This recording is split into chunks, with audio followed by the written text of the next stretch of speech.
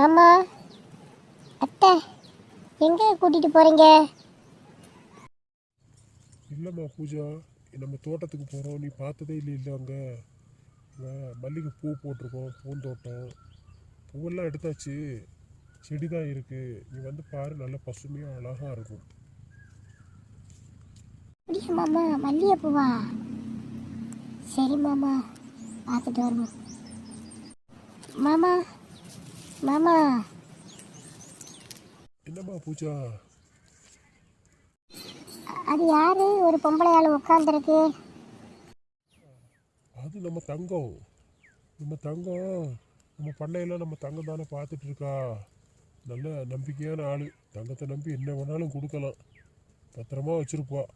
ஒன்று 100 ஆக்குவா. அந்த மாதிரி உள்ள கேரக்டராக்கும். மாமா, பரவாயில்லையே. ஆமாம், கிராமத்துக்காரங்களுக்கு ஒரு வாக்கு கொடுத்துட்டா ரொம்ப சத்தியமாக இருப்பாங்கன்னு கேள்விப்பட்டிருக்கேன். ஆனால் பார்த்ததில்லை இது வரைக்கும். அது இல்லைன்னா இப்போ பார்த்துக்கம்மா, இதுதான் கிராமம். கிராமத்து மக்களுக்கெல்லாம் யாரையும் ஏமாற்றவோ வஞ்சிக்கவோ துரோகம் பண்ணதுக்கெல்லாம் கிராமத்து மக்களுக்கு தெரியாது. ரொம்ப நியாயம் நீதி தர்மம்னு இருப்பாங்க. அதுதான் கிராமத்து மக்கள். இப்போ பார்த்துக்கோ நல்லா. அதில் தான் இந்த தங்கமும் ஒருத்தி. செல்வியா, வாங்க. எல்லாம் நல்லா இருக்கீங்களா? பிள்ளைகளெல்லாம் நல்லா இருக்குங்களா? இது யாரு யாரு புதுசா இருக்கு ஒரு பொண்ணு? அதுவா? இது எங்க மனைவி மீராவுடைய பொண்ணு. பேரு பூஜா. டாக்டரா இருக்கா. நம்ம இப்போ நீ அடுத்த மாதம் தான் வேலைக்கு போகணும். வேலைக்கு போயிட்டு ஒரு 4 மாதத்தில் கல்யாணம் இருக்குது நம்ம சேவாவுக்கும் பூஜாவுக்கும். ஆத்தே, பொண்ணு தங்க சிலையா இருக்காள. பரவாயில்ல செல்வி, நீ கொடுத்து வச்சவாதான்.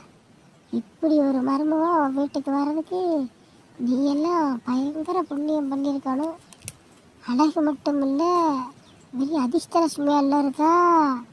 டாக்டர்லாம் சும்மாவா? வேலைக்கு போகிறதுக்கு முன்னையே, காலையில் ஆஃபீஸுக்கு போகிறதுக்கு முன்னையே இங்கே 50,000 வேலை பார்த்துருவாங்கல்ல. வணக்கண்ண தங்கத்துக்கு. அப்படியா செல்வி? ஆமாம்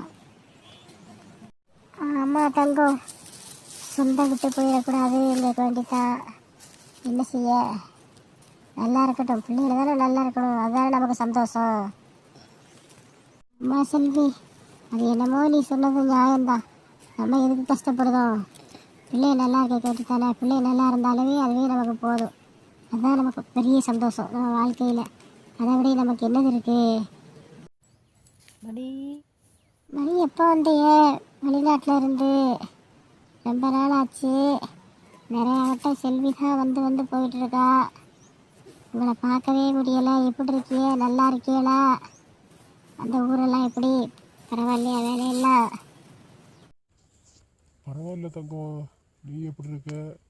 வீட்டில் இங்கே எல்லோரும் எப்படி இருக்காங்க? இப்படி தொழிலெல்லாம் எப்படி போகுது? ஆடு மாடெல்லாம் எப்படி இருக்குது? நல்லா சாப்பிடு. ரொம்ப ஒல்லியாக மெலிஞ்சு போயிட்டவங்களுக்கு சாப்பிடாம நல்லா சக்கரைப்படுத்தவங்களுக்கு நல்லா சாப்பிடு. உடம்பை பார்த்துக்கோ. பிள்ளைகள் எல்லாத்தையும் நல்லா படிக்க வை. ஒன்றைய மாதிரி ஆடு மாடு மேய்க்க அனுப்பி விட்றாத. நல்லா படிக்க வைக்கணும். ரூபா இல்லைன்னு நீ கவலைப்படாத. பிள்ளைய படிப்பு விஷயத்தில் அதுக்கு நான் இருக்கேன் ஹெல்ப் பண்ணதுக்கு. எந்த நேரம் வேணாலும் உனக்கு நீ வரலாம். நம்ம வீடு வாசல் உனக்கு வேண்டி திறந்துருக்கும் தங்கம். பயப்படாத. உன் பிள்ளை மாதிரி தான் நானும். எந்த நேரம் வேணாலும் நீ என்கிட்ட கேட்கலாம். உனக்கு எல்லா ரைட்ஸும் இருக்குது. சரி மணி, எனக்கு தெரியும். செல்வியும் நீயும் மனசு 2 பேருக்குமே தங்கமான குணம்னு எனக்கு தெரியும். உங்களை நம்பித்தான் நான் இருக்கேன். 3 பிள்ளைகள் இருக்காங்க, படிச்சுக்கிட்டு இருக்காங்க.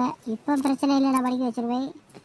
இனி காலேஜ் எல்லாம் போகல, நிறையா ரூபா தேவைப்படும். உங்களை நம்பித்தான் இருக்கேன். கவலைப்படாத தங்கம், நாங்கள் இருக்கோம்.